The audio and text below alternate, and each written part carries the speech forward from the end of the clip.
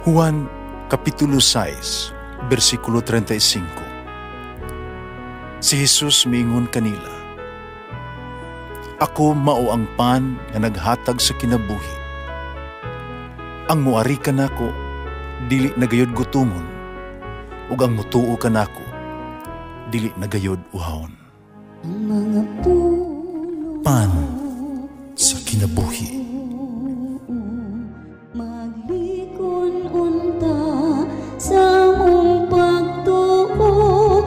Gagakakabi sa pagtuman sa imong mahal nga kasuguan. Ginoo man na kaninyo. Santo sa Ebanghelyo sumala ni San Lucas. Sa na nakaadlaw ipapahulay, nagtudlo si Jesus dito sa usa ka sinagoga. Dito may babae nga giyawaan, ug tungod niini nasakit siya sulod sa 18 ka tuig. Nagtikubo na siya, o di na siya makatuyhad. Nakita na Jesus kaniya, mingon siya sa babae, "Naayo na ikaw sa imong sakit." Iyang itapion ang iyang kamot sa babae, diha-diha. Nakatuyhad siya, o gidayeg niya ang Diyos. Ang opisyal sa sinagoga na suko, na si Jesus nag-ayo o sakiton sa adlaw ipapahulay. Imingon siya sa mga tao, "May unong kaadlaw nga kita nagtrabaho. Ani ka mo ni anang mga adlawa kung gusto ka mo mamaayo. Pandili sa adlaw ipapahulay." Mitubag ang Ginoo kaniya, "Magtipakaroon ingnon kamo. Sa adlaw ipapahulay, bisan kinsa kaninyo, ubadbad sa inyong baka, kung asno, gikan sa kwadra, danon ninyo kini ngadto sa gawas aron paimnon. Karon ani ay kaliwat ni Abraham. Nagipaantos ni Satanas sulod sa 18 ka tuig. Di ba siya mahimong ayuhon sa andang ipapahulay? Naulaw ang tanan niyang mga kaaway pagkadungog nila sa tubag niya.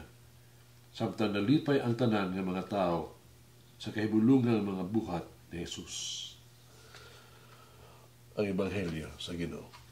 Pasalamati ang Ginoo kay siya maayo, ang iyang gugma mulungtad hangtod sa kahangturan. Pasalamati ang Diyos sa tanang mga Diyos, ang iyang gugma malungtaron. Pasalamati ang Ginoo sa mga Ginoo, ang iyang gugma balungtaron.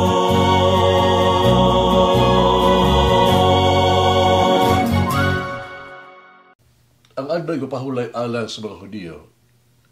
Di ka masabot ka na ang adlaw sa pagsimba o magpahulay na ngayon gikan sa trabaho. Ibasol sa mga Hudiyo si Jesus sa paglapas sa ipapahulay, adlaw ipapahulay, tungod kay siya nagbuhat man ang mga maayong mga buhat, nag-ayos mga masakiton. Mas ipanabi nila ang pagpahulay kaysa pagsimba. Dito man ni Jesus ang sugo sa pagpahulay. Bisimba siya, nag-ayos siya, ug kini mo ang ilahang gireklamo bato kang Jesus. Kaya nag-ayo man siya sa adlaw papahulay. Wala nila makita ang pag-antos sa babae. Mas nakafocus sila sa sudya o pag-akusar kang Jesus imbis sa pagtabang sa babae. Abay, angay ba nato ipospon ang pagbuhat ng mga may mga butang? Alang sa isig katao? Siyempre dili. Kinahanglan man natong ibutang ang mga limitasyon sa pagtabang sa mga tao. Dili. Ang mga Hudiyo naglista mga og 39 ka lain-laing matang sa trabaho nga ginili sa adlaw ipapahulay. Ang mga pananglitan karon sa pagkuha og lipat, paghugas ng mga plato, pagpasan o mga palasunon, pagdagkot o kalayo, pagbiyahe bisan ganig 8 o wala pa usa ka milya kay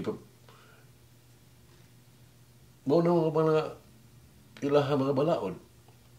Ug si Jesus nga nag-ayo sa adlaw nga ipapahulay, ipakita ni Jesus na ang gahom sa Dios ang iyang kaluoy labaw pa sa ubang sugo sa adlaw ipapahulay. Ang gugma labaw pa sa ilang tradisyon, ang gugma labaw sa balaod. Ipunto ni Jesus, wala kita gihimo alang sa adlaw ipapahulay. No. Ang adlaw ipapahulay gimugna alang sa tuong kaugalingong kaayuhan, alang sa tuang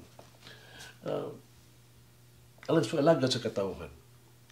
Ibahilo karong adlaw nag-ingon nga tuang tawhanon dili ang panginahanglan sa itong kaigsunan mas importante pa.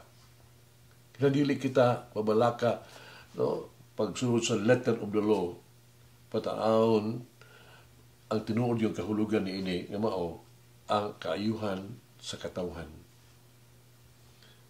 Paulo sa sinagoga, mas interesado sa adlaw ipapahulay nga yun nakalimtan na yun ang mga pag-antos gani sa babae. Siya mas na magpakabana sa adlaw ipapahulay kaysa mga panginahanglan sa katawhan. Kapag si Jesus nagtanaw sa babae, isip anak ni Abraham. Gila siya ni Jesus, isip usa katawang nga matubos gikan sa pagkaulipon ni Satanas. Sa ingon giayon ni Jesus ang babae, diha-diha dayon. Ug kinahanglan usab natong buhaton kini sama sa ingon. Unang hagit sa kinabuhi. Siguraduho nato, no? Magbuhay kita ang mga maayong buhat adlaw-adlaw. Magampo kita. Amo may gugmaong Ginoong Jesus. Amo balaang mananambal.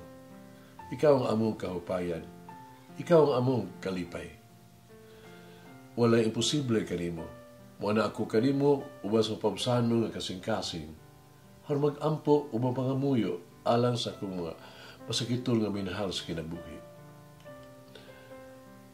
Sa imong dili makasulod na sa kaluoy, buhata ang mga milagro ng ilang kinabuhi. Kuha ang ilang mga sakit, pag-ana ang ilang pag-antos. Pahiri ang ilang mga luha o kasakit. Iyo sila sa ilang mga sakit sa lawas.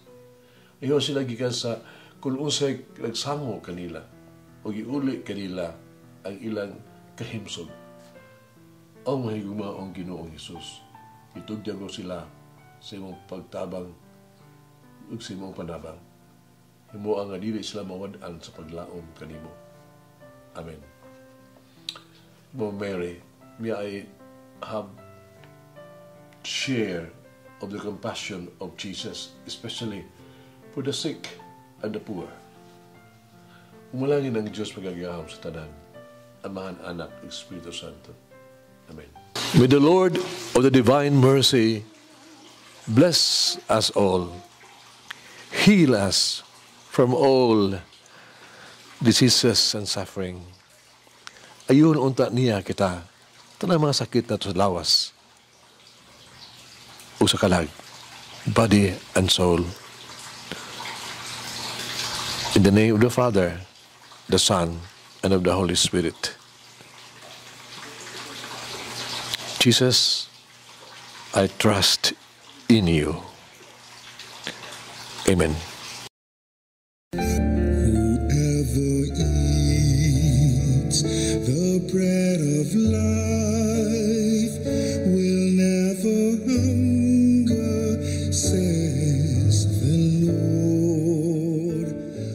Kay galaan inyong nabati ang pagpaambit ug hamubong pamalandong sa pulong sa Dios pinaagi sa tulumanon pan sa kinabuhi nga gidumala ni Monsignor Daddy Silva. Hangtod na usab sa sunod higayon, daghang salamat. The bread of life.